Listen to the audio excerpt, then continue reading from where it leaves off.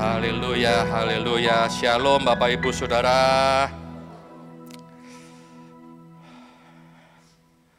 Pagi yang dingin ya, karena dari subuh, dari malam kali ya hujan tuh ya. Hujannya nggak berhenti dan luar biasa. Kadang manusia gitu ya, panas kok kepanasan ya. Hujan kok hujan terus ya. Ya, kita sudah masuk di bulan Desember. Di ujung tahun 2024. Coba lihat kanan kirinya. Lihat kanan kirinya, depan belakangnya, coba dilihat dulu. Belum liburan Pak gitu. Belum ya? Sama, kita semua masih ada ya. Tapi coba tepuk sebelahnya dan bilang, bisa lewat juga ya 2024. Haleluya. Karena saya tahu ada banyak pergumulan di tahun ini. Nggak usah bilang amin lah. Saya tahu banyak pergumulan ya.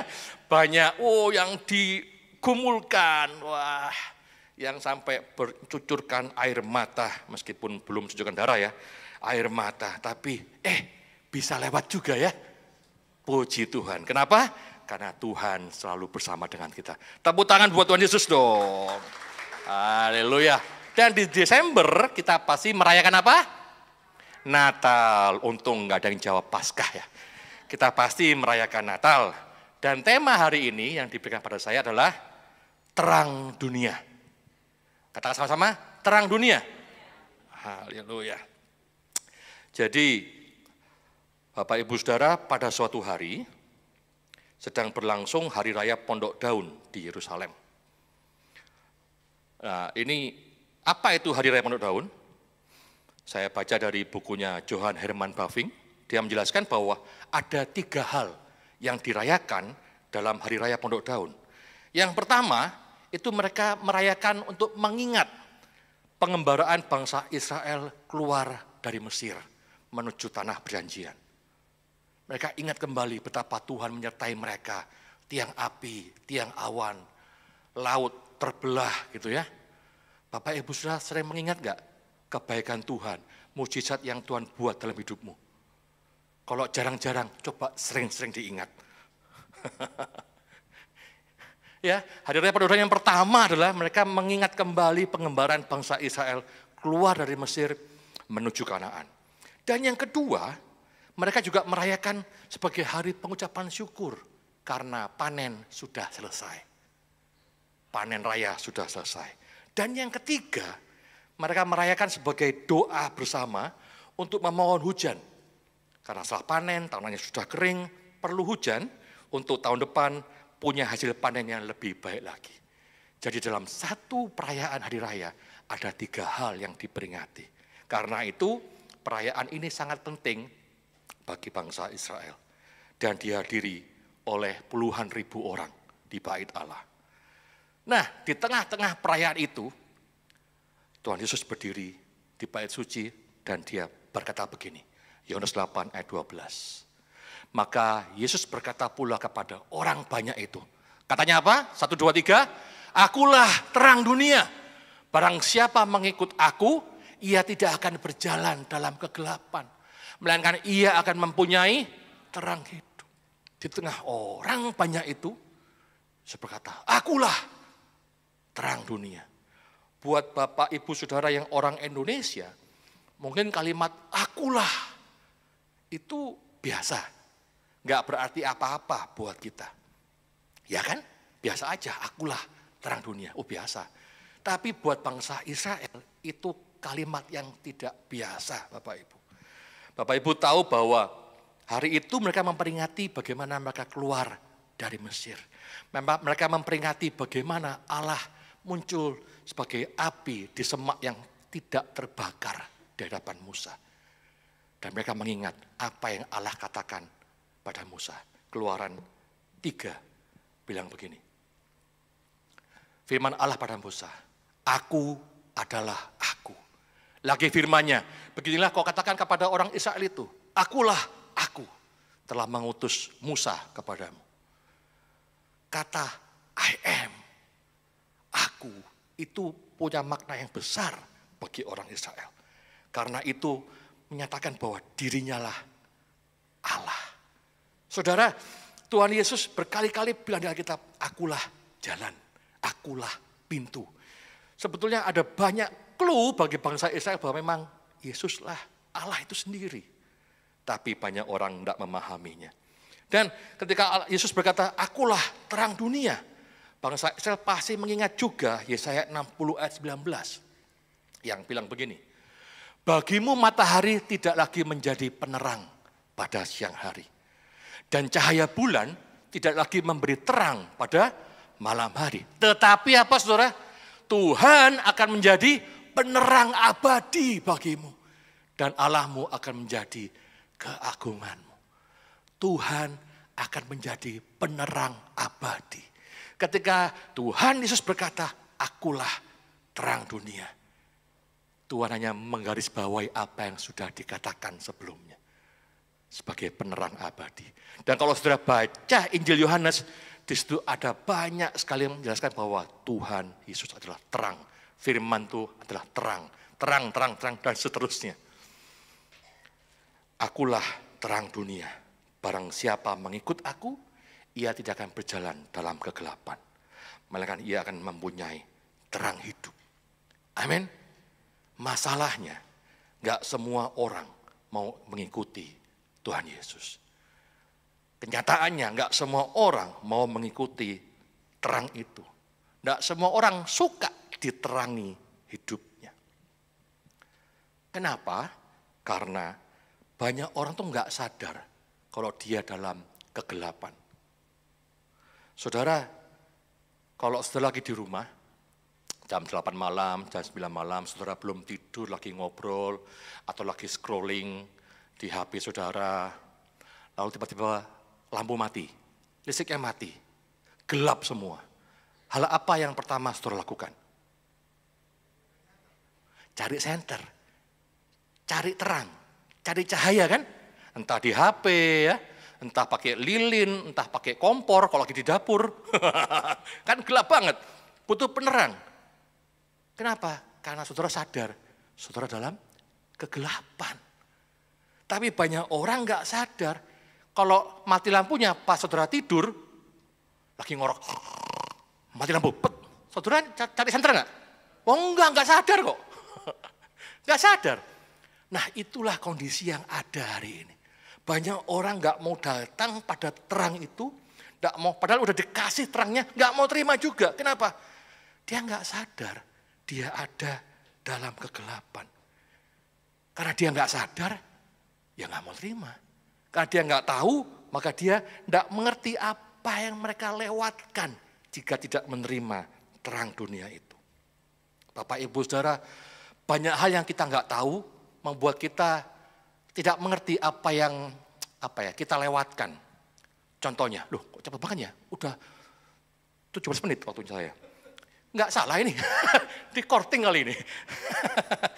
Saudara, saya cepat aja. Waduh. Saudara, banyak hal yang kalau kita nggak tahu, kita nggak sadar kita melewatkan sesuatu. Di daerah rumah saya tinggal di daerah Duri Kosambi, itu banyak tukang bakmi, saudara. Wah, saudara mau bakmi apa? Mau yang tipis, mau yang tebel, mau yang karet, mau yang keriting, rebonding, lurus ya, ada semua pokoknya. Bahkan ada locupan, tahu locupan saudara? Oh tahu ya? Saya nggak tahu dulunya. Ada juga jenis bakmi seperti ini. Nah, suatu ketika waktu saya awal-awal di Jakarta, saya makan di satu tempat di daerah rumah saya situ, rumah mertua ya di situ. Lalu saya ke tempat bakmi itu dan biasanya kalau saya kan orang Jember ya, di Jawa Timur itu bakmi itu sama pangsit lah paling, bakso lah. Di situ ada pilihan bakmi Swekiao. Wah, belum tahu ini Swekiao. Coba gitu ya. Lalu datanglah, tahu Swekiao ya? Yang nggak tahu bentuknya mirip kayak pangsit. Kalau mau tahu, ayo kapan? Janjian kita makan di dekat rumah saya. Lalu saya pesanlah bakmi Swekiao. Datang, tuntung dia. Oh, ini tas Swekiao. Lalu saya gigit Swekiao. Tiba-tiba seperti mata yang buta terbelalak. Ada udang utuhnya, ada ayam cincang dan babi cincang. Enak saudara. Lalu saya sadar, kemana aja saya selama ini. Saya melewatkan suekiao yang enak ini. Sekian tahun lamanya kok saya nggak tahu ada makanan saya enak ini. Dekat rumah lagi. Saudara, kalau kita nggak tahu, kita nggak paham apa yang kehilangan dari kita. Apa yang hilang dari kita. Satu ketika Tuhan Yesus menyembuhkan orang buta yang buta dari lahir. Saudara, orang buta yang dari lahir, berarti dia tidak pernah melihat pastinya ya. Ya pasti dong yang dari lahir. Ya. Dia tidak tahu terang itu kayak apa. Dia nggak tahu warna merah seperti apa. Mungkin dia bisa tahu bentuk gelas, dia bisa pegang. Tapi warna, gimana jelasin warna? Merah adalah perpaduan dari warna, nggak bisa. Dia tidak pernah tahu apa yang dia lewatkan. Dia memang nggak tahu. Dan orang buta bisa beraktivitas? Bisa. Saya sempat cari di Indonesia nggak ada surveinya, tapi di Amerika ada surveinya. Ada 1 dari 5 orang buta itu tinggal sendirian di rumahnya. Bayangkan dia bisa tahu di mana posisi kursinya, gelasnya. Dia harus ingat kan? Kalau lupa gimana nyarinya? Meraba seluruh rumah. Dia harus ingat dan dia punya pendengaran lebih tajam, punya hidung yang lebih tajam. Dia punya sense yang lebih baik daripada orang bisa melihat. Dan dia gelap bagi dia adalah realita, kenyataan, kewajaran. Bapak Ibu Saudara, kita manusia terlahir dalam dosa. Gara-gara si Adam dan Hawa, kita lahir dalam dosa. Kita kehilangan kemuliaan Allah.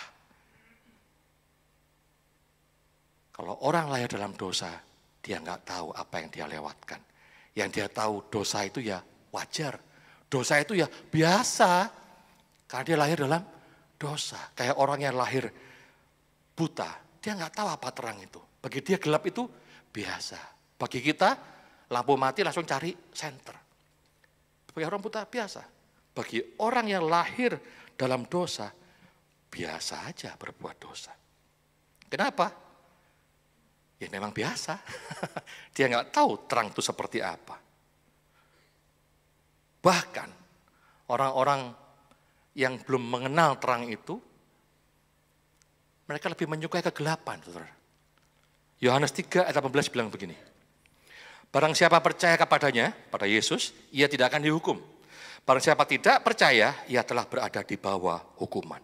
Sebab ia tidak percaya dalam nama Anak Tunggal Allah. Dan inilah hukuman itu. Kita baca bersama. Terang telah datang ke dalam dunia, tetapi manusia lebih menyukai kegelapan daripada terang. Sebab perbuatan. Makanya kan lebih menyenangkan mana? Scrolling HP saudara. Lihat yang lagi rame ya. Ada tokoh agama ngatain tukang es teh. Dilihatin gimana, diikutin ceritanya gitu ya. Scrolling HP saudara atau baca firman Tuhan? Lebih seru mana? Scrolling kayaknya ya. Saya pun juga lebih seru scrolling kayaknya sih. Apa ini? Seru ini. Aduh. Apalagi nonton yang lucu-lucu gitu ya. Saya dikasih sahabat saya linknya Running Man. Saya minta sih. Running Man itu acara Korea yang konyol banget deh. Nggak ada artinya sih selain menghibur hati yang susah. Karena penuh kekonyolan dan kebodohan mereka sendiri. Tapi itu menyenangkan dibanding baca firman Tuhan, dengar khotbah. Kenapa? Manusia lama kita ini masih lebih menyukai kegelapan itu, saudara. Manusia lama kita ini kan pelan-pelan dirubahnya. Mengenakan manusia baru itu kan juga pelan-pelan. Lebih menyenangkan ngabisin drama Korea yang menarik itu sampai lembur dini hari. Daripada belajar teologi sampai dini hari. Waduh, mumet, keringetan, rambut rontok gitu ya. Manusia cenderung lebih menyukai kegelapan. Karena memang mereka lahir dalam gelap. Ditambah lagi, si iblis itu sekarang mulai main cantik, saudara. Kalau bagi kita anak Tuhan, mereka nggak lagi jadi kayak si Kunti yang hihihi, enggak. Mereka mainnya halus, saudara. Lewat hikmat, lewat logika, lewat filosofi-filosofi duniawi ini. Persis kayak firman Tuhan bilang, 2 Korintus 4 ayat 4. Saya tuliskan yang dalam terjemahan versi mudah dibaca ya. Dia bilang begini, penguasa dunia ini, si iblis, telah membutakan pikiran orang yang tidak percaya. Mereka tidak dapat melihat kebenaran kabar baik tentang kemuliaan Kristus. Kristus benar-benar gambar Allah. Saudara, hari-hari ini ada banyak hal, bahkan di mimbar gereja, yang pasti bukan gereja Hosanna Family Church ya. Gereja yang nggak tahu yang mana lah ya gitu. Itu mereka memberitakan Yesus yang lain, saudara. Yesus bukan Yesus yang sejati. Yesus yang ada dalam imajinasi mereka sendiri. Yesus yang mendukung apa yang mereka mau tuju. Bukan apa yang Allah mau tuju. Tapi apa yang mereka mau, mereka gunakan Yesus imajinasi mereka. Yesus yang lain. Makanya di luar negeri ada banyak sekarang hamba Tuhan disangka oleh negara ya, menikahkan pria dengan pria, wanita dengan wanita. Itu kan juga udah Yesus yang lain. Gimana ceritanya gitu ya. Nah, waktu terus berjalan, jadi apa yang kita dapatkan dari perkataan Tuhan Yesus ini? Ketika dia berkata, akulah terang dunia. Barang siapa mengikut aku, dia tidak akan tinggal dalam kegelapan. Apa maksudnya? Yang pertama, ketika Yesus bilang begitu, bahwa Tuhan Yesus sungguh adalah Allah yang berinkarnasi menjadi manusia. Dialah terang itu, dialah Tuhan penerang abadi. Jadi kalau banyak orang di luar sana tanya sama saudara, di mana Tuhan Yesus bilang dia Allah? Loh banyak. Ini salah satunya. Akulah terang dunia. Tuhan Sang penerang abadi itu. Cukup jelas kan? Cukup jelas. Jadi penerang kita bukan lagi matahari atau lampu. Penerang kita bukan lagi filosofi dunia ini. Belajar boleh. Saya lagi ikut juga pembelajaran sekarang. Saya ikut belajar tentang konseling, tapi konseling yang biblical. Kita belajar secara psikologi ada. Tapi kita kembalikan lagi ke Alkitab. Bahwa konseling harus based on Alkitab. Biblical counseling. Kembali ke Alkitab. Bukan berarti kita tidak perlu belajar sekolah. Perlu, tapi harus kembali kepada Tuhan. Sang penerang abadi itu. Yang kedua, apa yang kita dapat? Bahwa manusia yang lahir dalam gelap itu lebih menyukai kegelapan daripada terang. Manusia itu seringkali tidak butuh terang. Kenapa? Sudah nyaman, saudara. Sudah nyaman. Karena itu, meskipun seseorang sudah menerima Tuhan Yesus, kayak saya dan saudara, seringkali masih punya kecenderungan menyukai kegelapan.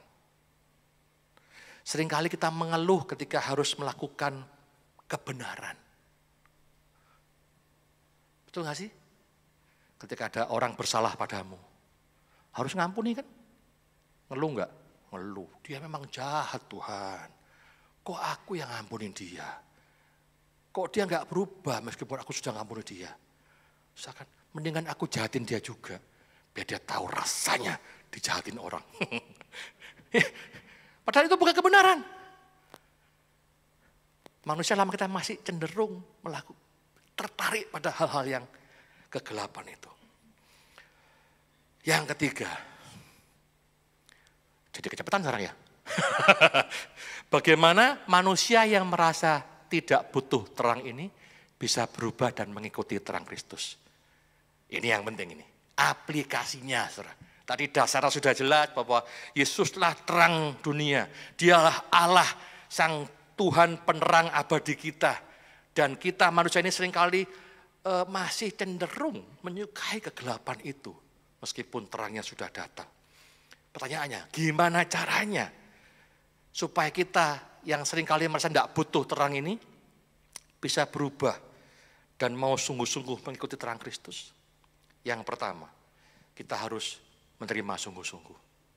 Oh saya sudah Pak, saya sudah menerima sungguh-sungguh. Buktinya apa? Saya ikut katekisasi Pak, saya belajar buat ujian, saya dibaptis, saya melayani Pak. Saya selalu hadir setiap ada ibadah, saya maha hadir seperti Roh Kudus di gereja. ibadah doa selalu hadir, SST saya datang ya, ibadah saya 1, 2, Abi loh. Semua ada saya Pak, saya setia Pak. Saudara, sungguh-sungguh tuh bukan yang kayak gitu. Sungguh-sungguh tuh enggak cuma dari perkataan saudara, enggak cuma dari perbuatan saudara, ya itu penting, perkataan penting, perbuatan penting. Tapi sungguh-sungguh itu dari hati. Saudara. Karena ada banyak orang yang melayani Tuhan, tapi hatinya bukan untuk Tuhan. Hatinya cari penghasilan. Loh ini saya ditegur Tuhan ini. Saya kemarin diundang grand opening di sebuah kafe di Asta, Distrik 8. Saya masuk tuh kaget, bagus banget mallnya ya, gitu. Deso saya.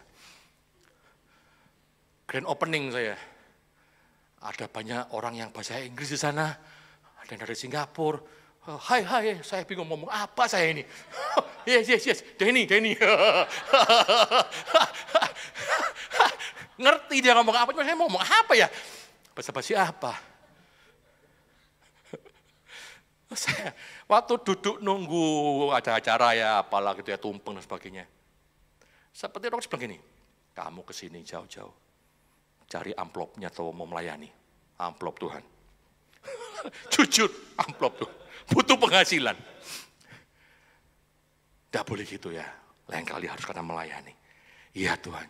Jadi ini mau dibalikin enggak? Jangan, pegang aja. Buat bayar sekolah anak-anak. Puji Tuhan, terima kasih Tuhan. Seringkali hamba Tuhan punya bisa motivasinya bisa salah loh. Apalagi lagi punya kebutuhan ya. Bisa salah.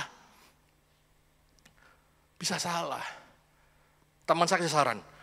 Bro, kalau lu habis pelayanan, samperin.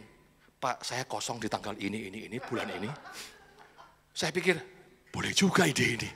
Cuman pertanyaannya adalah, loh saya nawarin itu untuk apa? Saya masih belum bisa punya hati yang tulus, karena saya mau melayani, membagi. Loh kalau bisa enggak apa-apa, silakan. Saya masih, amplop itu. Jadi mendingan, enggak usah nawarin deh. Kalau Tuhan ini masih saya dipanggil lagi. Saudara, bahkan seorang hamba Tuhan bisa masih menyukai kegelapan itu. Hati. Bukan pelayanannya, tapi hatinya. Melayani harus, berkata yang baik harus, tapi hatimu ini harus sungguh-sungguh. Saudara.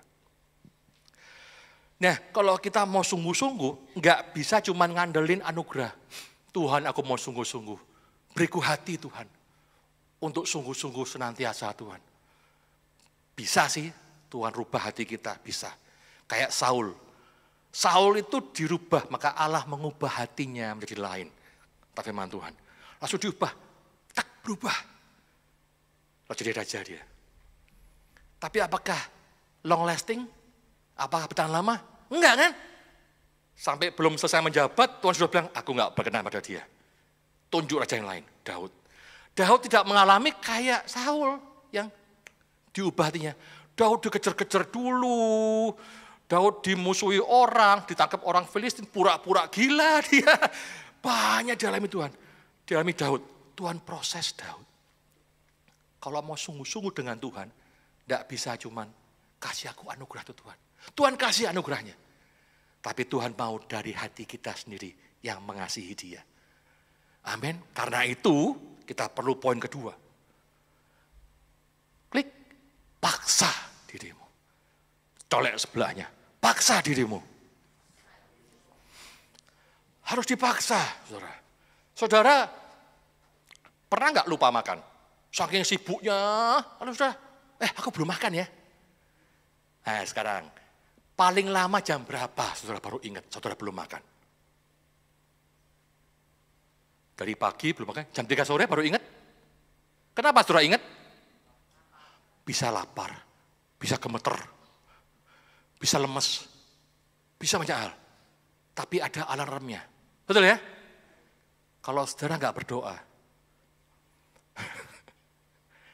ada alarmnya nggak? Oh, aku belum berdoa nih. Aduh, gemeter, lemes. Enggak kan? biasa aja. Wah, cuma doa biasa aja. Padahal saudara, rohmu menderita ketika engkau lupa berdoa. Rohmu menderita, rohmu kelaparan ketika engkau lupa berdoa. Sama kayak jasmanimu, gemeter ketika engkau lupa untuk makan. Kemarin di pertemuan KSA, Koheri menyampaikan hal sama. Firman ini saya siapkan sebelum kemarin kok. Koheri ngomong hal sama kemarin. Soal kita harus punya kehidupan doa, keintiman dengan Tuhan, bergaul dengan Tuhan. Oh itu harus saudara. Sediakan waktu bersama dengan Tuhan, bersekutu dengan Tuhan. Itu harus. Kenapa Pak? Biar Tuhan senang. Ya juga sih, tapi terutama biar kita diubahkan. Biar kita diubahkan. Kalau engkau tiap hari bergaul dengan pengusaha, kau pasti punya pikiran seorang pengusaha lama-lama. Kalau engkau bergaul sama hamba Tuhan, lama-lama kau juga jadi hamba Tuhan. Kalau engkau bergaul dengan Allah, lama-lama kau akan punya pikirannya Allah. Kau akan tahu kehendaknya, kau akan tahu perasaannya, kau akan tahu Allah punya apa rencana untukmu. Karena kau tiap pagi, tiap hari bersekutu dengan Allah. Dan itu harus dipaksa, saudara. Harus dipaksa. Dulu saya berapa tahun lalu itu pernah berdoa, Tuhan, saya ini kan full timer hamba Tuhan. Saya mau doa tiap pagi Tuhan. Cuman saya punya masalah, susah bangun pagi. Saya pasang beker jam 3, 3.15, 3.30, 3.45, jam 4. Enggak ada yang bangun saudara. Melek matiin. Yang marah istri. Dan kemarahan dia membangunkan saya. Apa sih? Aku bangun terus, kamu tidak bangun-bangun. Saya berdoa, Tuhan, tolong Tuhan. Aku mau berdoa tiap pagi Tuhan. Tuhan kasih anugerah loh. Setelah berapa lama, saya jam 4 kurang udah bangun dan seger. Wih, macam ini. Doa itu enak sekali. Setelah sekian lama, saya lupa sekian bulan deh. Tiba-tiba hilang anugerah itu. Selesai sudah anugerahnya. Saya kembali susah bangun lagi. Kalaupun bisa bangun, duduk berdoa bingung. Kan ngantuk banget ya. Wah, Bapa surgawi. Wah, aku ngantuk Tuhan. Tidur di situ lagi. Jadi, dan akhirnya saya ya udah menyerah. Tuhan gak kasih anugerah sih. Bukan salahku dong, salah Tuhan. Gak dikasih anugerah. Lalu tiba-tiba saya merasa hidup ini kok susah sekali ya. Hidup ini kok berat sekali ya. Yang itu sakit, yang ini sakit. Tiba-tiba penghasilan berkurang. Tiba-tiba ada aja baru dapat berkat keuangan gitu ya. Inilah rusak, itulah rusak. Gimana sih Tuhan? Lalu itulah sakit, inilah sakit. Semua butuh uang. Dan saya stres, saudara. Termasuk banyak pekerjaan, saya harus ini, itu. Bukan cuma di gereja ya, tapi maksudnya keluarga dan sebagainya. Saya stres, saudara. Saya stres. Saya berdoa, saya stres. Dan saya nggak tahu, saya bingung mau ngapain nih. Ini curhatan hamba Tuhan depan jemaat ya, tidak apa ya. Percayalah, sama kita, sama manusia ya. Lalu, Tuhan ingatkan saya sebuah lagu lama. Saudara pasti nggak ada yang tahu lagu ini. Lagunya gini. Beriku hati seperti Yesus, mengasihi, menghormati Bapa di surga. Beriku hati seperti Yesus, taat sampai mati di kayu salibnya. Saya dengar lagu itu, pertama diem. Masih ingat lagu itu? Saya lupa, itu teksnya apa ya? Saya cari di YouTube, ada lagunya. Saya dengerin. Terus tiba-tiba Roh Kudus kayak membuka mata saya. Kamu itu, kalau kamu marah dengan hidupmu, kamu gak mengasihi Allah. Kalau kamu marah dengan hidupmu, kamu gak menghormati Allah. Bukankah Allah punya rencana buat kamu? Rencana yang indah, penuh pengharapan. Loh kok kamu marah sama rencana Allah? Oh saya nangis itu saudara. Saya nangis hari itu. Dan sejak hari itu saya paksa diri saya bangun pagi, berdoa lagi. Melakukan apa yang dulu mula-mula saya lakukan. Mudah? Tidak mudah, saudara. Istri saya marah lagi. Tapi paling tidak saya duduk. Kasihan dia marah-marah mulu kakak saya. Saya duduk dan mulai pakai headset, dengerin lagu. Berusaha nggak tidur lagi maksudnya. Dan it works. Nggak mudah, ada gagalnya juga. Tapi sekarang mau bubuk jam berapa saya bangun. Nggak jam 4 sekarang, setengah 5. Saya pasti bangun 4.30. Background saya, alarm saya di HP saya buat sekecil mungkin. Jadi paling saya dengar di kuping saya atau di sebelah bantal gitu, dengar ya, matiin. Dan saudara tahu, saya seperti orang buta yang dicelikkan lagi. Indah saudara. Indah saudara. Sungguhan ini, beneran ini saudara. Tidak percaya, cobalah. Apa perlu saya telepon tiap pagi? Bangun gitu ya.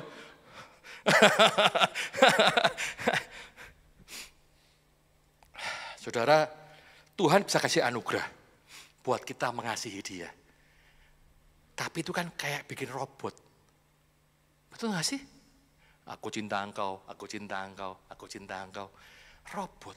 Tapi kalau engkau dari hatimu sendiri, engkau cinta Tuhan, engkau mengasihi Tuhan. Itu kan cinta yang tulus. Betul gak? Dan itu sangat berharga di hadapan Tuhan. Cintamu yang sungguh-sungguh dari dalam hatimu. Amin. Dan saya tutup dengan ayat terakhir. Efesus 5 ayat 8. Kita baca bersama ya. 1, 2, 3. Memang dahulu kamu adalah kegelapan, tetapi sekarang kamu adalah terang di dalam Tuhan.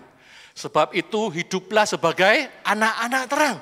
Karena terang hanya berbuahkan kebaikan dan keadilan dan kebenaran. Dan ujilah apa yang berkenan kepada Tuhan. Ujilah maksudnya carilah yang mana sih yang berkenan. Kalau ketemu, ya itulah pakailah itu. Diuji segala hal. Mana yang berkenan kepada Tuhan. Kita adalah anak-anak terang.